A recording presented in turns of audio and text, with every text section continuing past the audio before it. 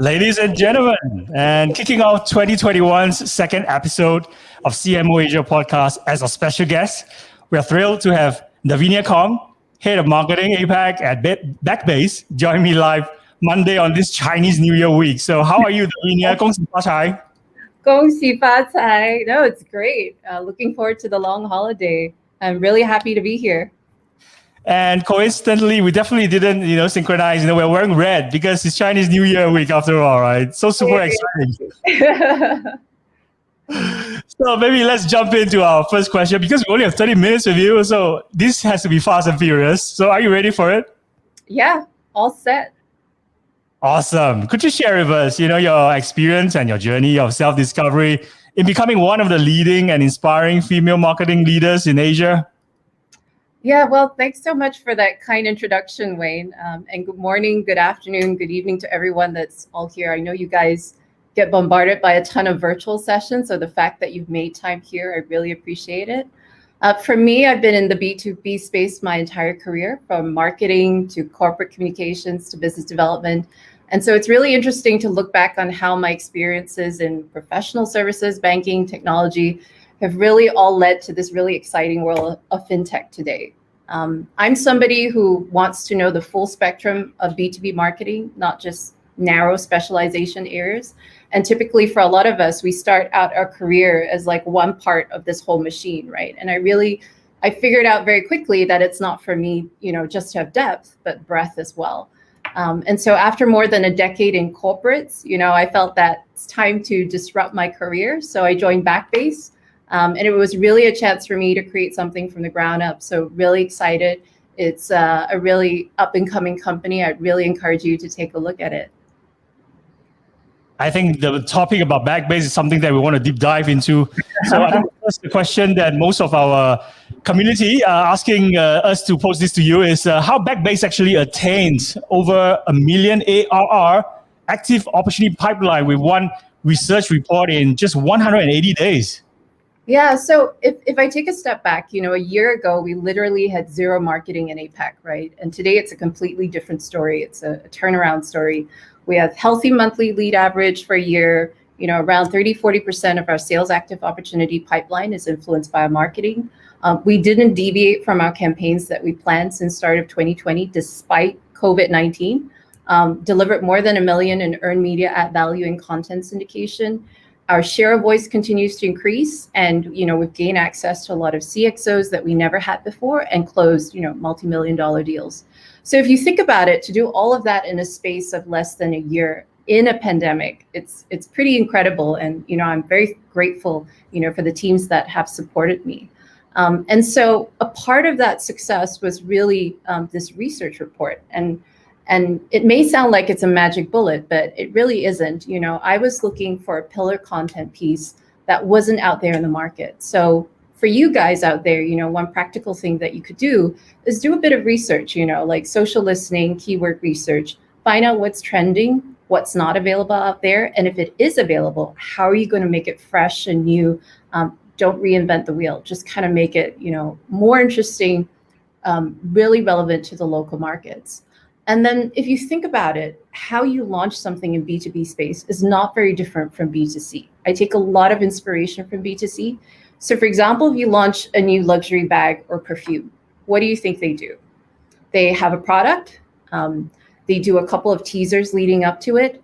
They have a big launch event. They have these influencers, talking about it, taking photos about it. You suddenly see a lot of out-of-home office advertising. You see advertising everywhere. You see all the Google AdWords. You see the native banners coming up. You kind of see them on all different platforms where your customers are or where your prospects are. So in the B2B world, if you really think about it, it's not that different. Take a pillar asset that you have or a pillar product that you have and do that same thing. Have a wow factor launch. Make sure you are putting it on all the different platforms that your prospects and customers are looking at, and make it as interesting as possible. Make it really fresh. Create as many versions of it so that you can constantly refresh the content and keep it new. And so with that launch, you add that always on layer. That could be data enrichment, your digital ads, your print ads, even today, your direct mailers, your content syndication, your events, to keep the interest going. And usually that goes on for an average of about 6 weeks. And then you kind of refresh that to keep that going on for the rest of the year. So I think that's, the big takeaway for me. If there's three things I want you to walk away from to apply this is, one, get an influencer in order to influence. That's really simple. And two, play both the short-term and long-term game. And three, spear fishing and casting the net. So when you think about, the 180 days, get an influencer in order to influence. I think that's very basic. The channels today that you work in are super expensive. The price is going up. So it all boils down to the influencers that you partner with to co-create those pillar assets. And then when I talk about playing the short and long-term game, you do need to balance it out. I know these days, a lot of us are spending a lot on digital ads or LinkedIn ads, just to get the clicks, or even the Google native banner ads, Google AdWords. And that's all great, but you need to complement it with long-term branding stories as well. So do have a think about that and how you complement it, because it does lead to the multiplier effect and ultimately brings you a lot of leads, a lot of engagement moments. And the third point that I talked about is spear fishing and casting the net. So don't underestimate broad activities, especially public relations or content syndication, especially if you're like me with a scale up, that's just growing and we don't have a ton of budget.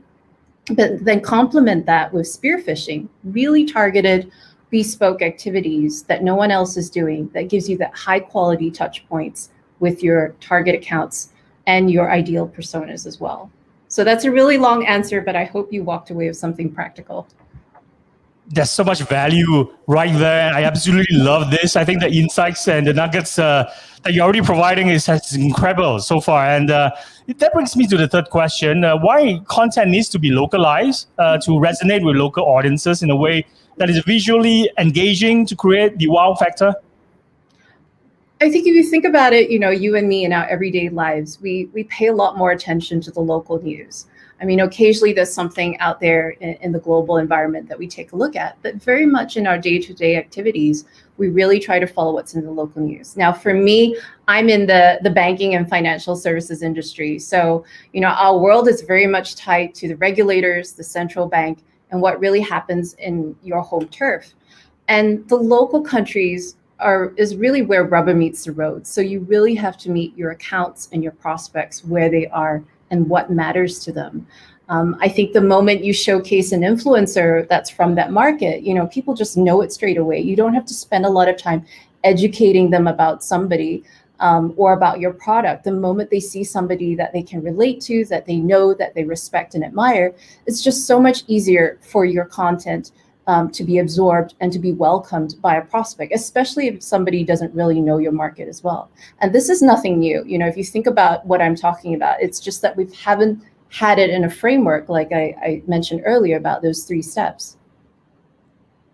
And I understand that this 180 days seems to be a common thread or common theme in what you do. So how do you actually make an impact, in the first 180 days as a B2B marketing leader?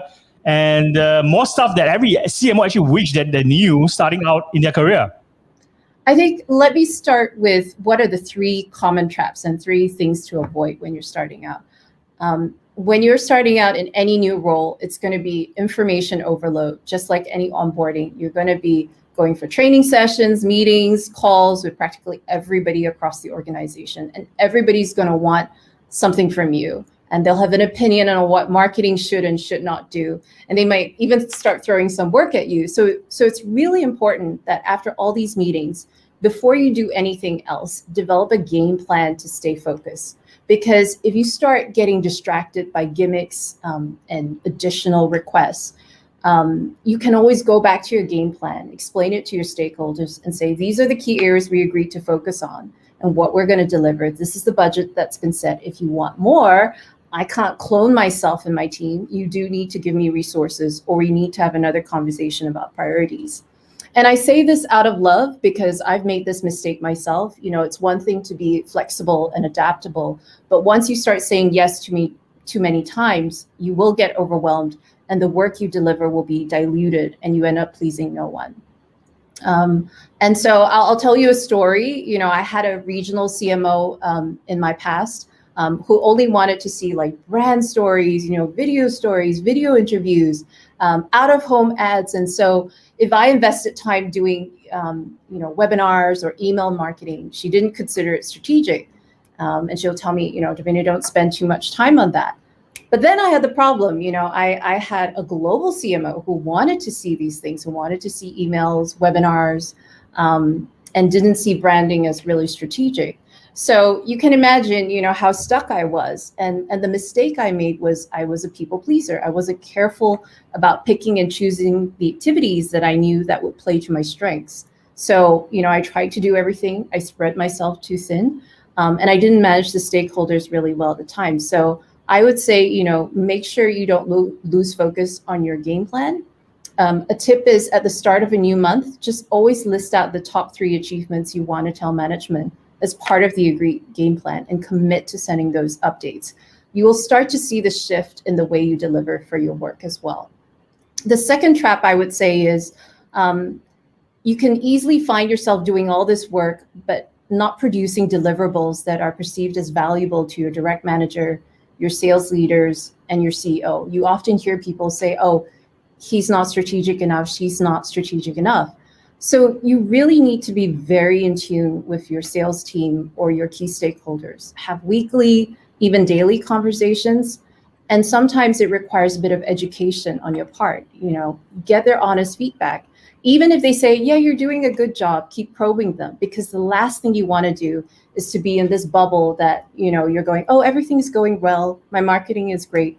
When reality is your sales leaders is telling everyone that, no, you know, marketing is not really delivering on what we need. You know, that's all nice, but it's not really helping my pipeline. So I think in your first 180 days, you do need to establish a really strong relationship with the key influencers and decision makers in your company, especially. And the third trap is failing to ask for help. I don't have all the answers. You know, I think sometimes we put unnecessary pressure on ourselves. And the reality is, you know, we don't know everything. Marketing is just so broad.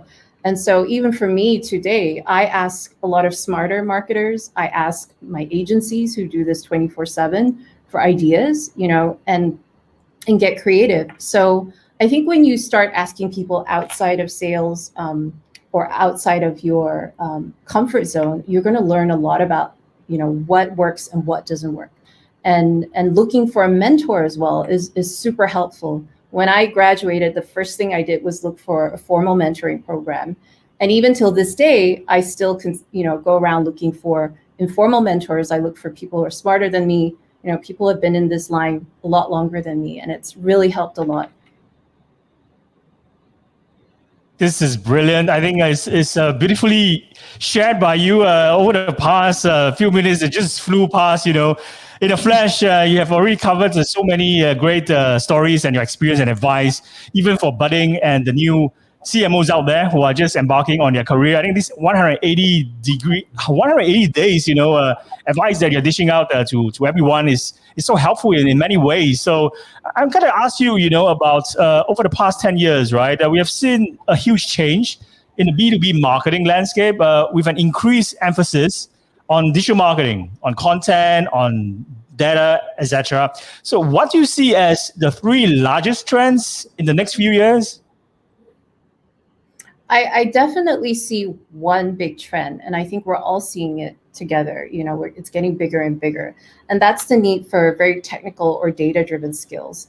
In today's world, you need at least 7 touch points or 10 touch points, you know, before someone is willing to talk to you about something.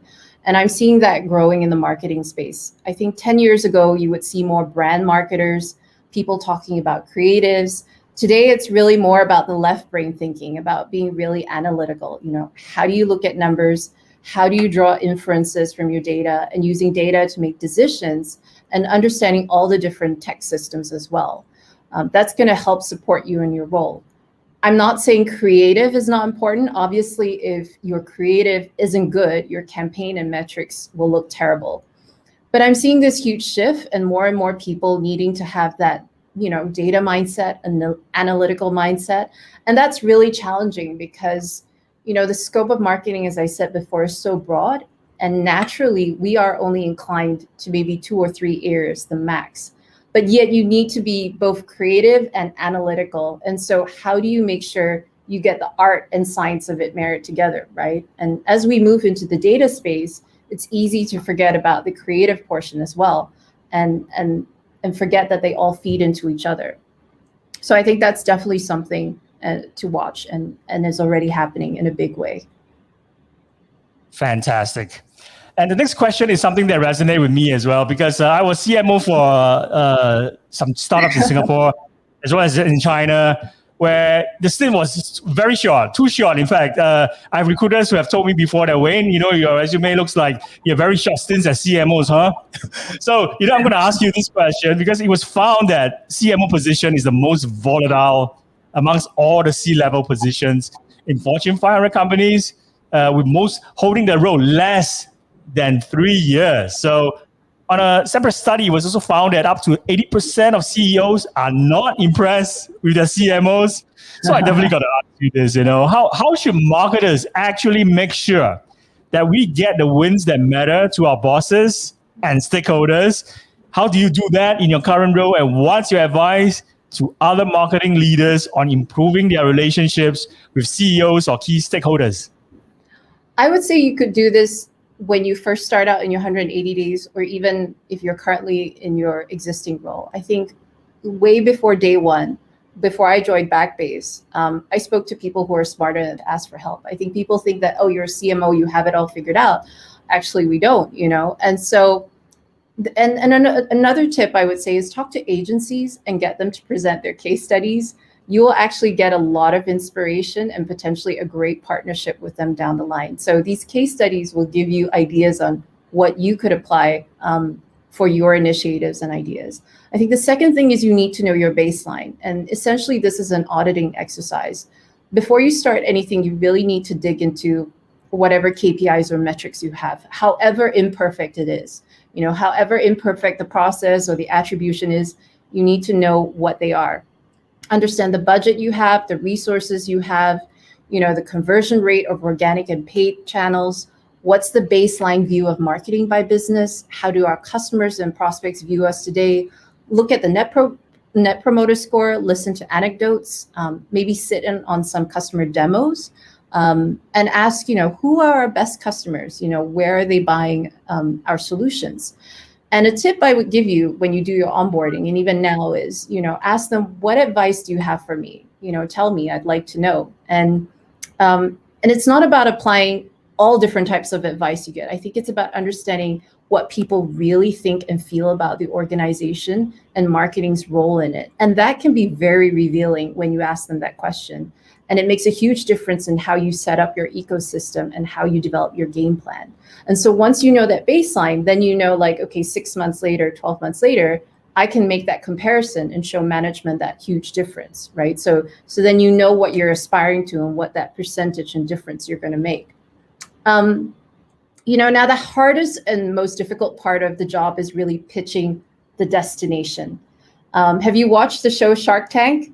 Yeah. So It's a really popular show of entrepreneurs pitching to venture capitalists, the business leaders, to invest in their ideas in small business. And similarly for marketing, you need to see the decision maker in your organization as a VC or investor. Being a new leader, you are like a startup to them. So it's really important to have a strong business case, treat every one-to-one meeting not just as a regular catch-up, but treat it like you're pitching to a VC. And form a strong belief and opinion and communicate that. It may take more than one pitch, involve them in the process, bear with the back and forth iterations that come with it, and the outcome will be so much better with diverse views that are well moderated and managed. And so I think those are the 3 things I would say that would really help you in your path, either as a new marketer or a CMO, and good reminders to have every day, even for myself. Great sharing. And I always feel that CMOs are our tribe because we have the same experience, or should I say similar experiences, especially how we deal with our teams and with our CEOs as well. So it's great that you're able to actually put it succinctly, to our audience today and providing us your nuggets of wisdom and your experience, especially. So I think you mentioned about Shark Tank. So before we let you go, we have about 5 minutes left only. I've actually spent a bit of time on Clubhouse recently, and one of the Shark Tank judges, Damon John, is on Clubhouse 24/7. It's like every time when I launch the app, right, he's right there talking to people around the world, talking to CMOs, founders, and he sees so much action. So is Clubhouse also part of your strategy in terms of, we all know that 2020, right, every big tech firms, Forbes company, or even, startups, they have to be more reactive. But how about 2021 in terms of adopting a more proactive approach? Do you think that Clubhouse is part of your strategy as well? I have to be honest, I'm still in the early stages of exploring it. I actually downloaded the app the other day, and I'm kind of figuring it out and exploring it myself. I would say, for marketing, there's a tendency for us to be captivated by shiny new things. What's in, what's hot, TikTok and all of that. And I really encourage you to explore them, but at the same time, think about your customer. Where are they spending a large portion of their time? And so for me, my guys are senior bankers, right? And so I really need to think about who do they respect, where do they spend a lot of their time on? And, sometimes old school is also in right now. You look at direct mail, you look at print materials being sent to people. That's also being super well received today. And that's not necessarily something online or digital as well. It's all about sending something to them really meaningful and having something personalized for them as well. So I would say if you think about being proactive, think about, the baseline again. So what do you have existing? And can I make it better? And can I do research on what's trending? What's hot at the moment, or what's not available? Is there a gap in the market? And work with an influencer to co-publish and fill that gap. Because I think that is so much more value than trying to hop on something, really shiny and new, but may not necessarily give you that scale or impact that your customer, is looking for. Does that make sense? That makes a lot of sense. And of course, there's always the pros and cons to this, shiny new syndrome as well. That I think every entrepreneurs, founders, or even the C-suite, right, they will experience it. And it's like you will never be able to have time to do your work and be productive. You've got to check out every single new shiny product out there. And to be honest, my productivity has gone down 50% ever since I started. Get addicted to Clubhouse. So it's something that I want to adjust to as well, just to find a balance. And of course, thank you so much, Davinia. I think you shared with us so many great insights. I love your stories, and I hope to re-invite you back in the future and do this together with you all over again and ask you more CMO questions. Pleasure. Happy to be here, and happy Chinese New Year to everyone. Take care. Same to you. Take care. And if you could just stay back after we end this live stream, I have something to talk to you and ask you later on. So please stick around, all right? Sure. Bye-bye.